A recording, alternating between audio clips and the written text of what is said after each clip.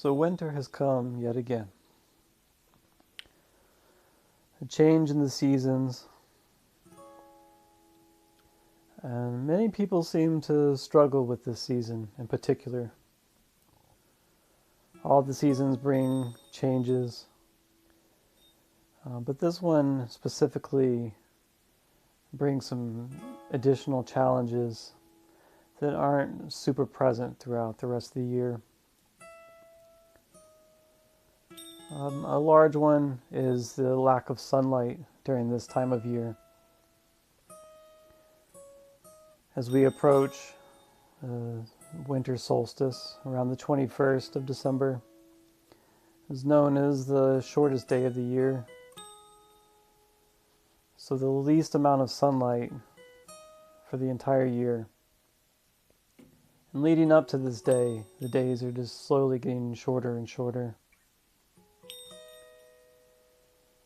But the wonderful part is that the solstice also marks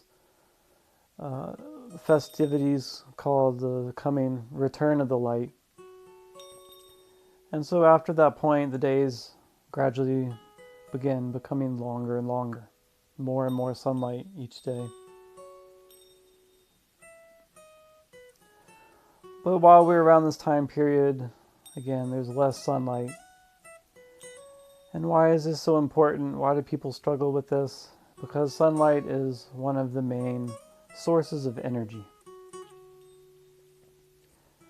Not just for solar powered, but for the human. Other than food, what we eat, water, air, sunlight is one of the main sources of our energy. So people are often spending either more time indoors or just simply there's just not a lot of sunlight during this time, whether due to weather or whatever. And this other idea and diagnosis has become quite popular over the years of seasonal depression, in which people who are not normally depressed throughout the remainder of the year struggle with the drastic changes during this time period. And so is being called seasonal depression, because it generally only lasts for the season of winter, for the duration of winter. And a lot of people may be misdiagnosed with this. People may rush to diagnose themselves or be diagnosed with seasonal depression because they're merely struggling to adapt to the changes of the season. But additionally, I've never heard of a term of seasonal mania. So people are hyper-focusing on the low end of the spectrum, but not the high end, to where many people become very, if not manic, then just very engrossed in this season, very active. See, the point of winter, if you notice nature, if you notice many of the plants and animals, they're naturally slowing down. Many of them are going into a deep sleep state, hibernation. And those who are not are often migrating towards warmer climates. And those who do stick around have to adapt to it. They have to adapt to the changes that are coming. There's a certain lifestyle required to survive this period of time, especially for nature. The plants and animals which are outdoors, exposed to the elements, do not have as much shelter as the average human.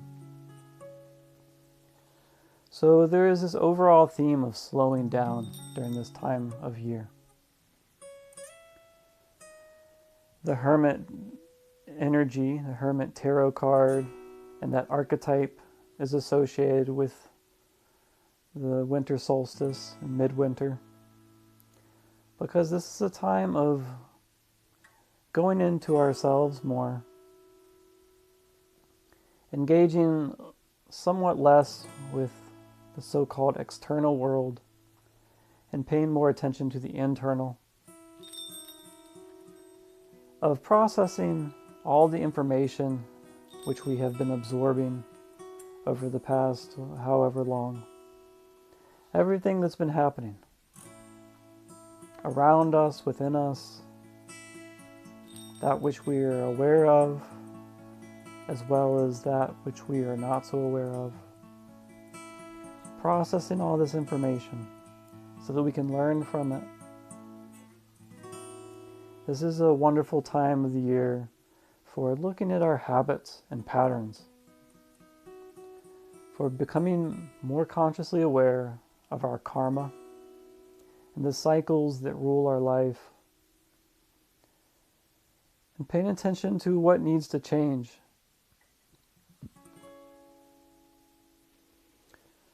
So some are going to resist this time of year in its natural slowing down, and they will continue to live their lives in the fast lane, so to speak. They will continue to go, go, go, not giving themselves much time to stop, relax.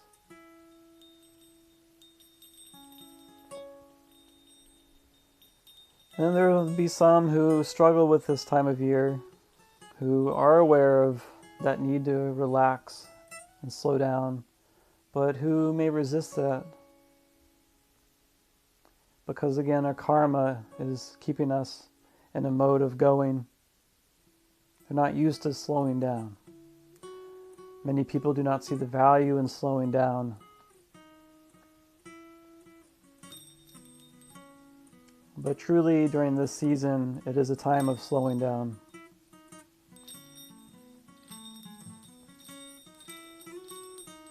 Of letting go of many attachments. Many changes during this time of year. If we look at a tree, and during fall, it begins to take all the energy back from the leaves that it grew, bringing all that energy back into its core. And the tree loses everything that it has, besides its core life. All the flowers, all the fruits, all the leaves, everything gone. Back into the earth, or being used by other animals and insects. But otherwise it goes back to the earth from which it came.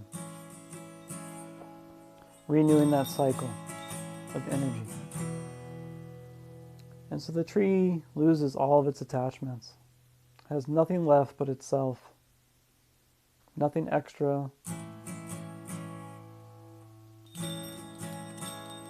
Because it does not need anything else during this time of the year.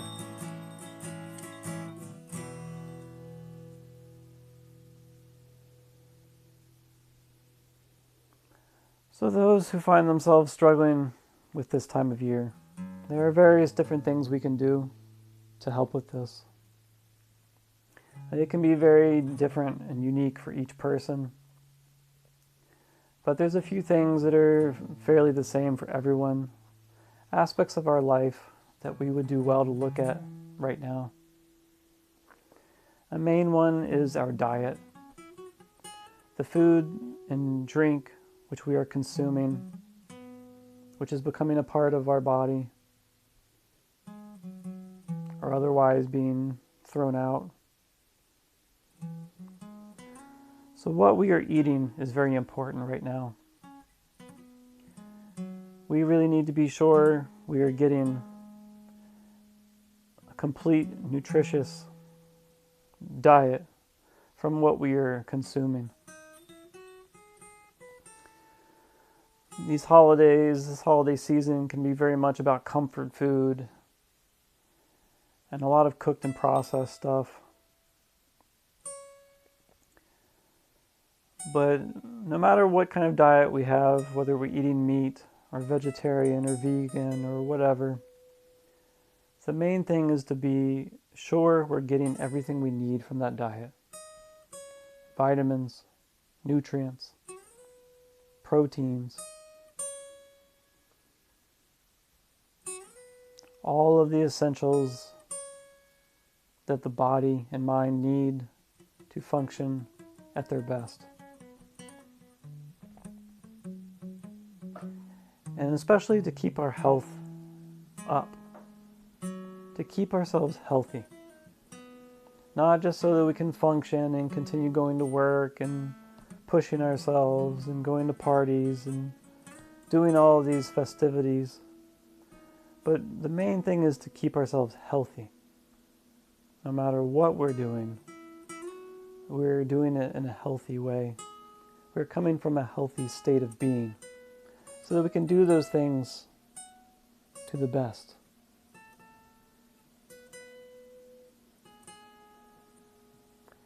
During the winter, this is a time when the health can easily decline if we allow it. Those who are sick are already not feeling well, already imbalanced. It may only become more intensified if certain changes are not made. So our diet, again, is a key component towards either maintaining a certain level of health or increasing our health. And if you're not open to going to a doctor or a dietitian, getting all of your vitamins and levels checked, you can do this yourself by simply getting to know yourself.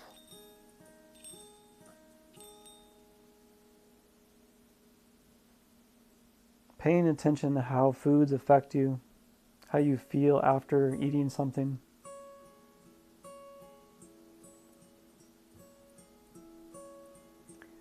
And sleep is another key component this time of year.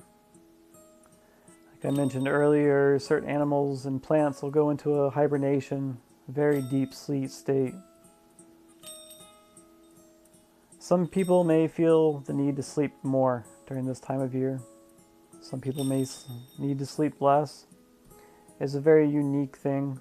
So again, we need to pay attention to ourselves of what we need. Because we know how much sleep we need depending on our level of activity. We already know how much sleep we need to get.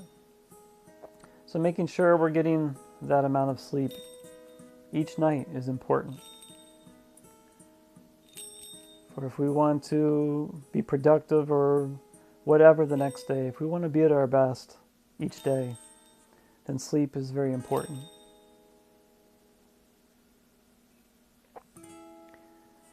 And also meditation and just getting into that place of spending more time being still, slowing down.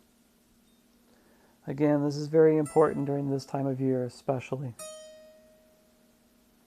The more we resist these changes, the more difficult this season is going to become. The more we allow it to just be what it needs to be, accept it, we will make peace with this season.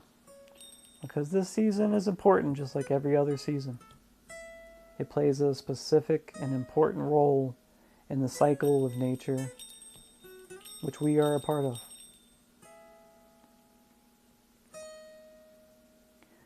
Many people may look at this time of year as a period of death. And that's fine if they want to look at it that way. But life and death are very connected. They're seen as polar opposites. And they go hand in hand with one another. There can be no life without death. And there is no death without life. You cannot just speak of one and cancel out or forget about the other.